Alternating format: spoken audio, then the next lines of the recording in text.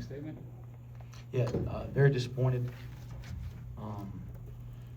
Well, my focus is when things happen, and things do happen. Adversity strikes, not the way we wanted it to, and certainly disappointed. But now we got to handle it the right way, and that means that we have to not accept it.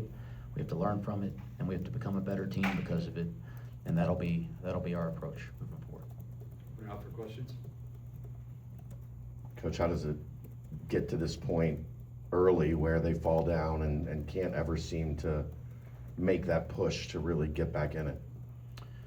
I didn't think I thought we were a step late defensively to start the game, step late to the ball. You know, we're a team that needs to be ready to start possessions. That's what's made us a good defensive team at times early in the year.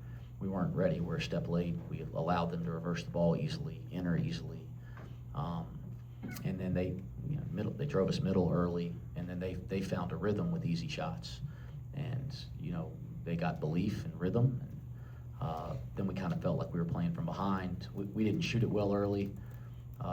We got very stagnant offensively. And, you know, now all of a sudden there's a lead. We're pressing, and the zone bothered the lineups that we had to play with on the floor tonight. We haven't played offense with a lot of the lineups we were playing tonight, and that's not an excuse by any means. It's not. I'm not in the excuse business, but we had a lot of stagnant. We're trying to run action that we've worked on and put in, but we have people in positions that never been in, and we had a lot of busted possessions tonight.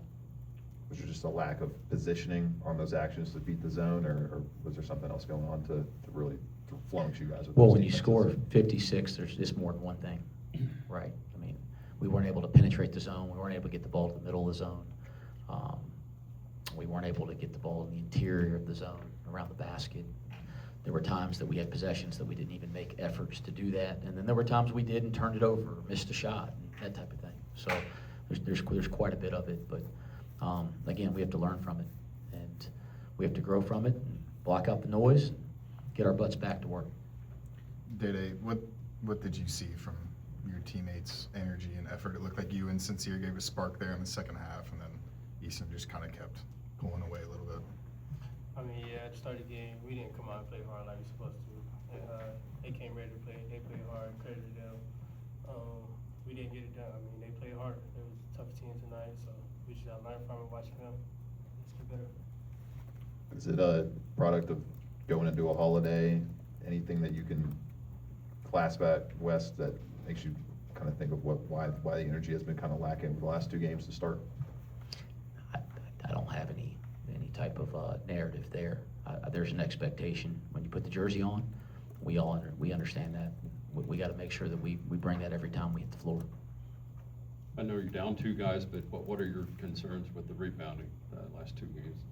They're not rebounding. Yeah, it's concerning, right? And I think we need those guys back.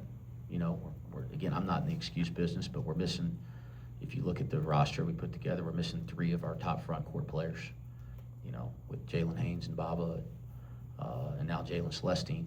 These are all old, experienced guys, physical guys. So, you know, that obviously is an incredible effect on our team, but it's not an excuse. We got to collectively figure out how to, you know, bridge those gaps, and that's the job that we have, and that's what we'll attack.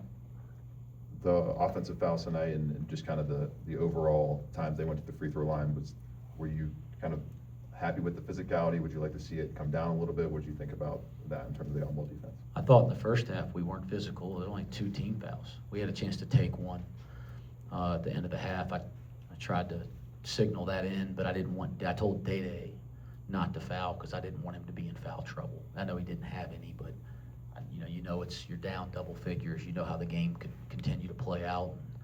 I didn't want him to get one, but nobody else was in foul trouble. I told us to take, and I also thought we might get a steal or something, just being aggressive on the ball. And then we foul at the end of the half there. But the first half, I hated our aggressiveness, activity on the ball.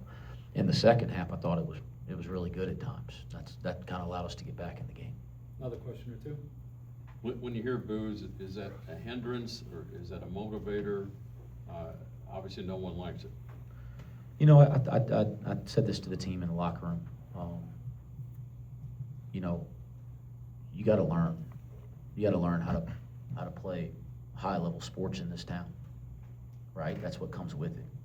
This is a professional sports town that gives us great support. I appreciate everybody that comes out to the games. This makes it a special place. I hear our players talking about that all the time. That, man, I played other places. This is awesome. Like, it's Thanksgiving week and people are coming out to games. So I appreciate that. That's what comes with it.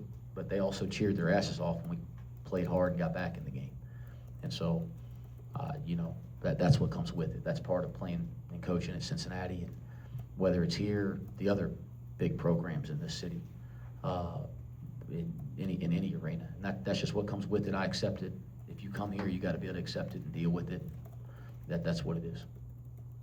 Day-Day, is there anything you can kind of dig into over these next few days, an extended time between games, as kind of the guy who's been here the longest and can latch on probably the most of what Wes wants to drive home and get you guys back to playing and executing, especially offensively, the way you want to?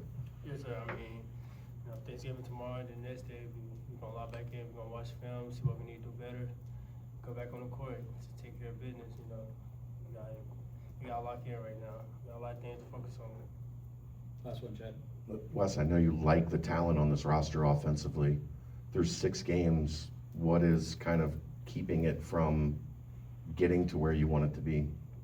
A number of things, and we'll figure it out. We're very much aware of the things that we have to do.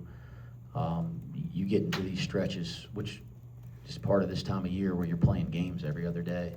It's hard to kind of dive in and correct, but we talked about it after the Louisville game. We were up in the office late at night that night as a staff, and there's a number of things we got to do to become a better offensive team that I think we can help them with as a staff, but we haven't had time to make those adjustments with, you know, games here, 3 games in 5 days. But with some practice time this weekend, we'll start attacking that, and we'll have more time next week as well.